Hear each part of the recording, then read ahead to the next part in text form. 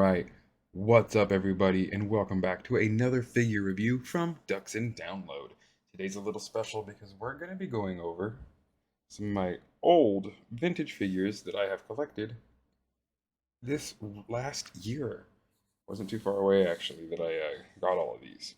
So we will be starting with the Stormtrooper here, and the story behind him will be why we will be starting with him. This Stormtrooper was actually a gift that was given to me while at work by somebody that I was working for as a gift for being just helpful and having a good conversation. Shared my love for Star Wars, and they gave me their original Kenner release Stormtrooper. This is the General Mills Hong Kong variation.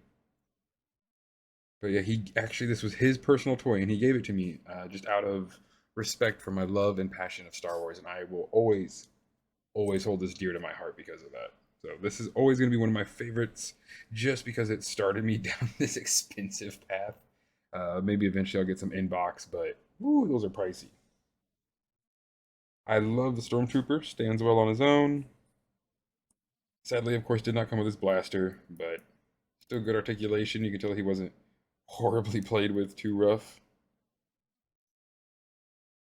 But yeah, definitely a great figure. Next is one of my only complete ones I have so far. As you guys have seen, my Scout Trooper, I think that one is complete, but except for the fact that it's missing the back fin. So that is just sadly why it is incomplete in my heart, unless anyone else, I'm sure most people would agree. This Dengar, though, does have his original blaster and is in amazing shape.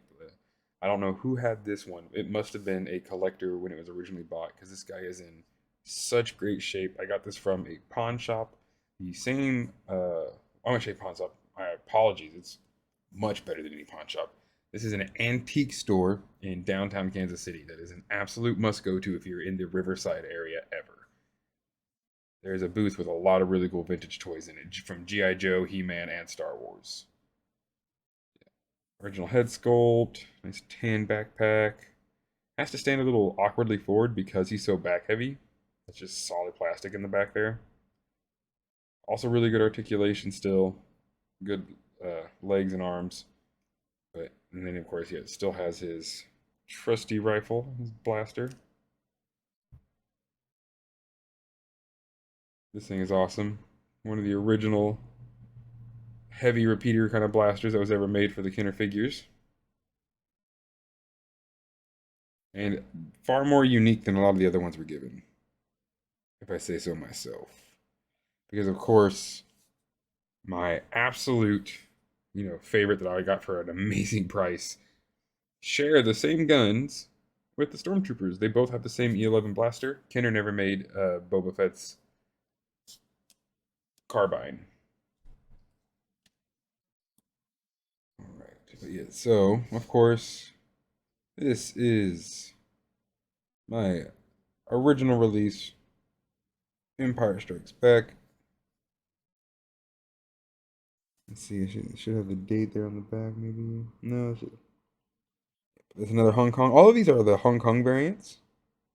1979. That's right, 1979. I always mess up on that one. That's why I knew I needed to read it. This is the original Hong Kong variant, the tan belt. Good paint. A little wear and tear on this paint. This is probably the worst paint job, or I should say paint I have currently. And of course, as you can actually see there, far looser limbs. That's why I keep this guy on a. Make sure to keep him on a stand. Some pegs. His legs are very loose, but that's going to happen over time. Very loose arm. This was the guy was definitely played with. You can definitely see some paint issues on the gauntlets, chest piece. The helmet's got some issues. But I just could not pass up this awesome Boba Fett.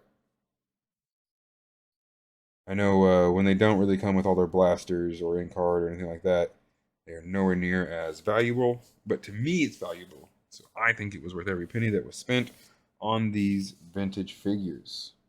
These vintage figures are definitely easily becoming some of my favorite finds out in the wild. Of course, the only issue I would have with these vintage figures is the price tag. It can be quite amazingly priced to really try and find all of these in good mint condition with weapon. Yeah, man, you gotta throw around a few $1,000s easily for that, which is gnarly. Yeah, these figures are, I would say, grails of mine, just because I really like to collect older things when I get into collecting. That's why I like all the football and baseball cards I got from when I was a little kid are ancient. So always go to antique stores. You never know what you're gonna find. You know, estate sales, things like that. Thrift malls, if anyone has those in their smaller towns, highly recommend those. All right, but anyway, guys, end you on a nice little shot of the three here. We'll get on out of here. Thank you so much for stopping by. Have an amazing rest of your day. And as always, may the force serve you